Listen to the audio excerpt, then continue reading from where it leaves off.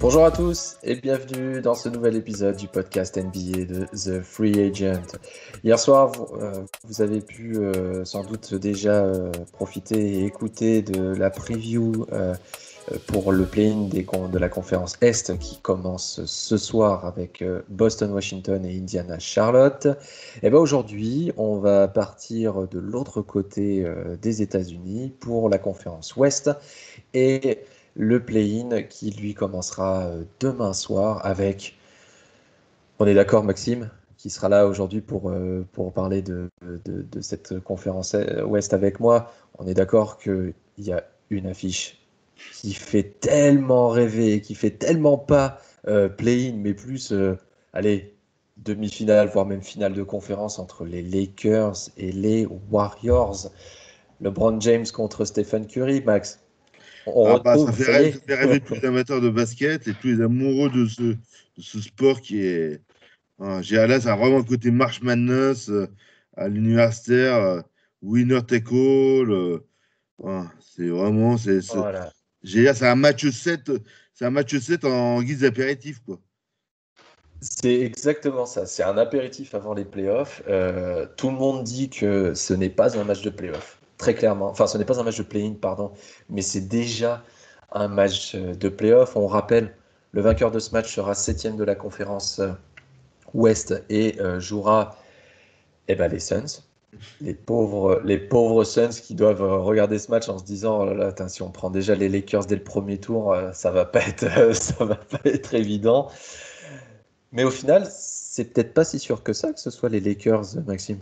Ah bah pour moi, clairement, je pense que LeBron James et Dennis Schroeder, ils vont avoir du mal à stopper Monsieur Avril, parce qu'il y a eu Monsieur Novembre en baseball, on peut appeler maintenant Monsieur Avril, Monsieur Stephen Curry, qui marche sur l'eau, littéralement, qui a encore mis 46 points lors du dernier match de saison régulière face aux Grizzlies.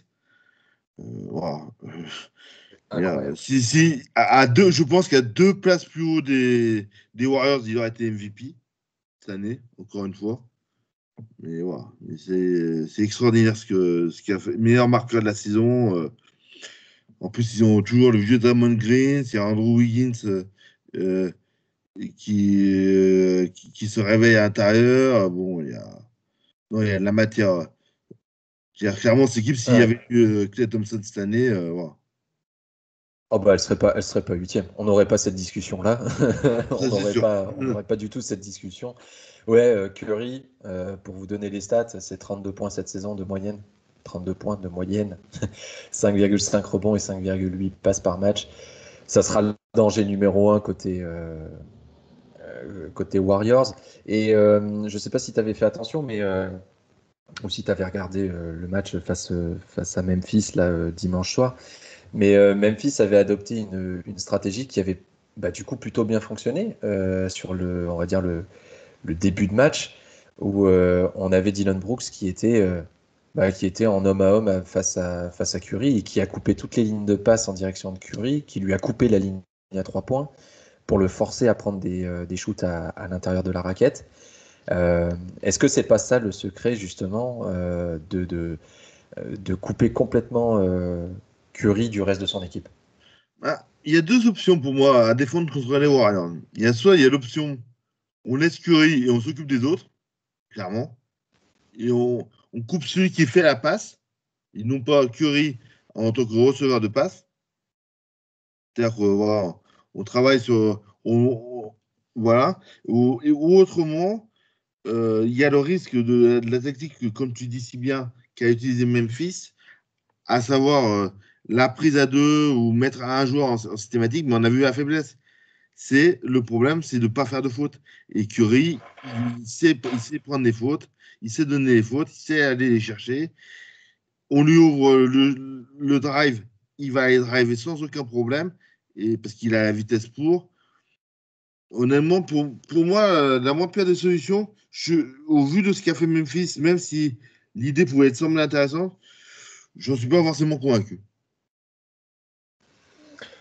Ça va être ça va être effectivement, à mon avis, la clé côté Lakers pour, euh, pour essayer de limiter au maximum, Curry. Et de toute façon, les Warriors, à mon avis, devront forcément se reposer sur Curry et Curry devra sortir encore un match offensivement incroyable. Il faudra au moins qu'il marque encore 40 points et que tu parlais d'Andrew Wiggins, lui aussi, il va falloir qu'il soit à la hauteur. Il l'a été face à Memphis lors du match de dimanche. Il va falloir qu'il soit bon des deux côtés pour le coup, Andrew Wiggins, parce qu'en face, si on parle un petit peu des Lakers, en face, on parle quand même des champions en titre et du danger qui peut venir d'absolument partout. Oui. Après, ils ont un poste où ils sont un peu faibles, c'est sur le poste 2. Parce que KCP, Cadwell, Contavious, Cadwell Pope, c'est quand même plus facile de dire KCP, Ouais. ou Kuzma, ou même Caruso, je suis pas convaincu des masses. Par contre, c'est sûr qu'après, ils ont 4 joueurs All-Star qui sont vraiment extraordinaires. Dennis Schroeder à la main, LeBron James, no comment, Anthony Davis et Dédé Drummond. Sur le côté que sur le banc, à l'intérieur, ils ont quand même Montrezl et Marc Gasol. Donc ils sont un peu outillés. Ouais, ouais, ils sont un peu outillés, effectivement. Mais t'as pas l'impression aussi, alors c'est souvent André Drummond, du coup, qui a débuté les matchs. On sent qu'ils sont encore dans cette phase de trouver un petit peu l'alchimie entre Davis, Drummond et LeBron James. Est-ce que tu penses pas que sur un match aussi, on va dire, un match à enjeu comme celui qui aura mercredi soir, en se disant que c'est winner takes all, est-ce que c'est pas un petit peu préjudiciable pour les Lakers? Si on doit leur trouver un point faible là, actuellement. Oui, c'est sûr que voilà, LeBron, il est revenu que pour jouer le dernier match. Bon. Après, c'est LeBron. LeBron a une telle capacité, on va dire, moi je le mets dans les 3 plus grands. C'est la division. Et je pense qu'il a une telle intelligence de jeu et un tel QI basket que je veux dire, il est vraiment capable de mener à la baguette et de trouver des solutions les plus efficaces en fonction des adversaires. Si Drummond, comme on pense, va dominer l'intérieur et va les martyriser à l'intérieur, ils vont les martyriser à l'intérieur. Si ça shoot sur les ailes extérieures, et ben, moi, si les Warriors libèrent sur les Warriors, si les Warriors libèrent sur les extérieurs, il va prendre les shoots extérieurs. Et Schroeder sera là aussi. Anthony Davis peut tirer à 3 points aussi. Donc honnêtement, c'est vrai que cette équipe, ils sont chauds pour rien. Il ne faut pas oublier que s'ils sont septième, c'est pour une simple et bonne raison qui est les blessures. Et voilà. Et pour moi, autrement, c'est sûr qu'ils ne sont pas à leur place. Donc Non, ça c'est sûr potentiellement. que voilà, LeBron James a manqué une bonne partie de la fin de saison, donc là ils ont eu Davis aussi, donc c'est vrai que quand tu perds tes deux meilleurs joueurs d'un seul coup, ça peut que être préjudiciable. Euh, bon, si on doit se mouiller et si on devait faire un petit pronostic. Petit pronostic. Allez, je mettrais un petit Lakers à +5 maximum. Oui, je pense que ça, à mon avis, ça sera serré. Je te rejoins. Je pense que les Lakers aussi, les Lakers vont passer. Stephen Curry est trop esselé, à mon avis, côté Warriors pour pouvoir encore.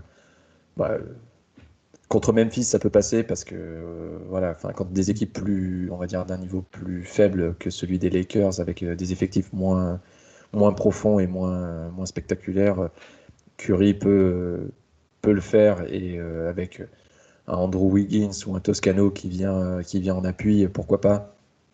Mais là, effectivement, d'ailleurs, j'ai hâte de voir, Draymond Green face à LeBron James ce soir, enfin mercredi, ça risque d'être pas mal. Donc, moi, si Bah, je c'est me pas mouille, mal de pareil, points Lakers et un et de petit. Modou. Ouais, ouais, ouais. Et donc, Lakers, allez, Lakers allez, plus 3 avec un match qui sera serré jusqu'à la fin. Mm. Donc, le vainqueur finit septième. Le perdant, lui, affrontera le vainqueur de notre deuxième rencontre du soir, qui sera les Spurs contre les Grizzlies. Euh, bon, moi, je ne sais pas ce que tu en penses, mais j'ai l'impression que c'est peut-être un peu plus équilibré qu'il n'en paraît. Mm. Ah oui, oui, mais ça, plus équilibré, bah, c'est-à-dire que c'est les Spurs en playoff. C'est ça le problème. Et Popovic et sa science.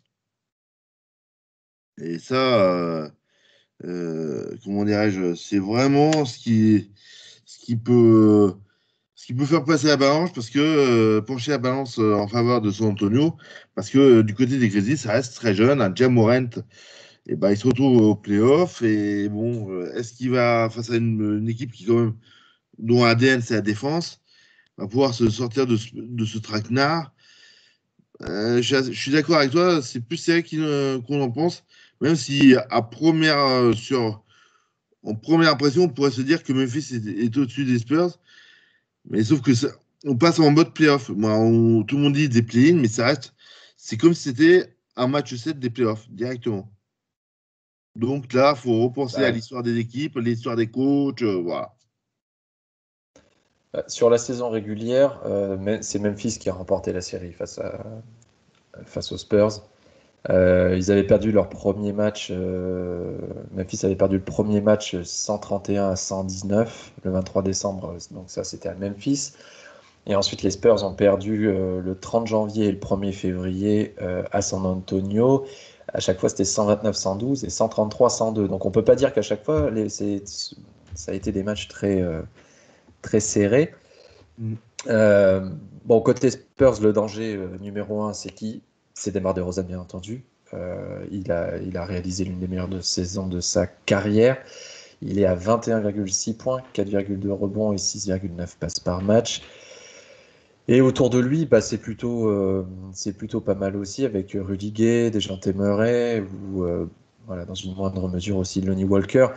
Mais je pense, comme tu le dis, c'est sans doute la science de Popovic qui peut faire pencher dans la balance parce qu'il a l'expérience et puis parce il sait gérer ces matchs-là. De Rosanne va amener son expérience aussi. Donc attention pour les Grizzlies, d'autant qu'il y a peut-être aussi, je sais pas si tu vois ce que je veux dire, mais ils ont perdu dimanche dans un match qui aurait pu les amener huitième au final. Mm. Et là, ils se retrouvent à jouer, s'ils veulent aller en playoff, il va falloir jouer deux matchs.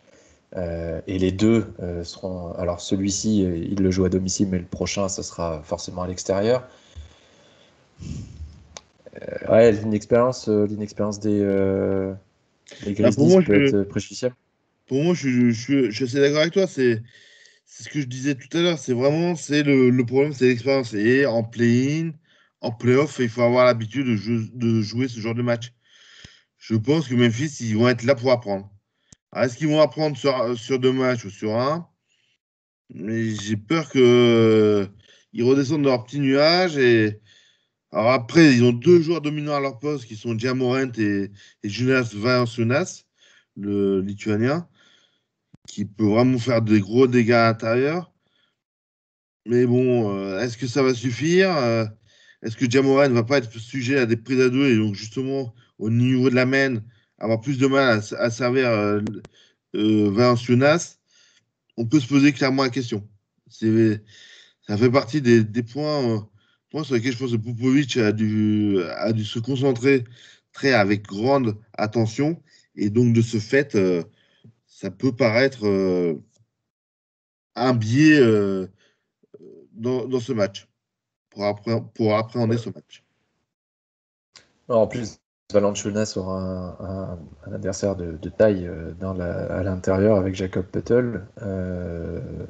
Ça va être, à mon avis, ça va être une des clés du match aussi. Et puis aussi l'apport des bancs. Parce qu'effectivement, les cinq sont plutôt semblables. Et donc, ça va être le banc qui risque de faire la différence dans ce match. Bon, moi, j'ai une petite préférence quand même pour les Grizzlies. Bon, déjà, ils ont des maillots qui sont assez canons. Et je pense qu'un Ja Morant avec Jackson et Brooks à ses côtés, et puis sa connexion avec Valanciunas, ça me paraît plus solide quand même, ça me paraît plus en jambes que des Spurs qui, alors ils finissent 10e, c'est déjà on va dire que la saison est plutôt réussie parce qu'on les attendait clairement pas, à mon avis, enfin moi je les attendais pas que ce soit en play-in cette saison, donc c'est déjà une réussite. Maintenant, voilà, moi je les sens un peu moins, Moi, un peu en retrait, tu vois. ouais, je vois tout à fait ce que tu veux dire. Mais je pense que justement, si l'équipe qui a tout à perdre, c'est Memphis. L'équipe qui a rien à perdre, ou c'est pour qui c'est que du bonus, c'est les Spurs. Et les Spurs, Ouais. quand ils ont rien à perdre, Popovic, il va se faire mal plaisir de dire aux joueurs, de toute façon, vous n'avez rien à faire, vous n'avez rien à perdre, vous avez tout à gagner. On se concentre sur la défense, sur la défense, sur la défense. Et après, la victoire viendra. Je pense que ça va être un peu un discours d'avant-match. C'est comme ça que je l'imagine du côté des Spurs. Et je pense, j'ai quand même de gros doutes sur le potentiel de Memphis en playoff. Donc, pour moi, j'irais plutôt dans le sens des Spurs. Pour une fois, je ne serais pas d'accord avec toi. Ok, très bien. Donc si on résume, on aurait donc les Lakers qui passent et qui affrontent les Suns en play-off, et on aurait un deuxième match du coup donc dans la nuit de vendredi, à samedi, entre les. Alors pour moi, ce serait un remake Warriors Grizzlies, et pour toi, Max, ce serait un Spurs Warriors. Bon, si on se projette un petit peu, si c'est Warriors Grizzlies. Bon. Alors, mais de toute façon, dans les deux cas, ce sera les Warriors. Hein. Pas Les Warriors, on est d'accord. Ouais, on est les d'accord. Warriors, Les Warriors même. Hein. Que ce soit les Spurs ou les finiront Grizzlies. 8e. Et donc, du coup, 8e et face au Jazz. Et ça pourrait sortir malheureusement un sweep pour les Warriors dans le premier tour. Ça sera l'objet d'autres previews qu'on fera à ce moment-là. Un petit teasing. Mais oui, un petit teasing des previews des playoffs NBA. Bah écoute, moi j'ai hâte du Lakers Warriors. Voilà, si je dois résumer sur la conférence, je veux pas faire je veux pas faire de tort aux Spurs, à Spurs Grizzlies, qui sera sans doute un match très agréable à regarder. Mais c'est vrai que toute l'attention va être polarisée sur ce duel entre LeBron James et Stephen Curry, qui va nous rappeler les grandes heures des Cavs Warriors de la dernière décennie. Puis après, je me permettrai de signaler aussi que ces 4 matchs, on a la chance de pouvoir les voir sur Beansport. Ils sont tous diffusés en direct. Donc, en particulier, le Warriors Lakers qui était à 4h du matin dans la nuit de mercredi à jeudi. Voilà, et que vous pourrez retrouver le lendemain matin pour ceux qui tiennent à leur sommeil.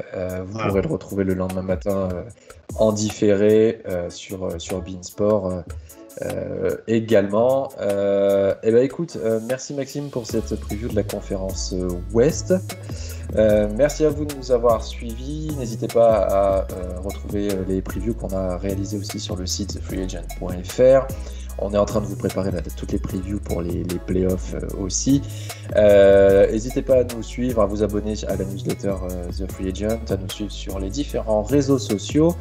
Merci à vous et à très vite pour un nouvel épisode du podcast NBA de The Free Agent.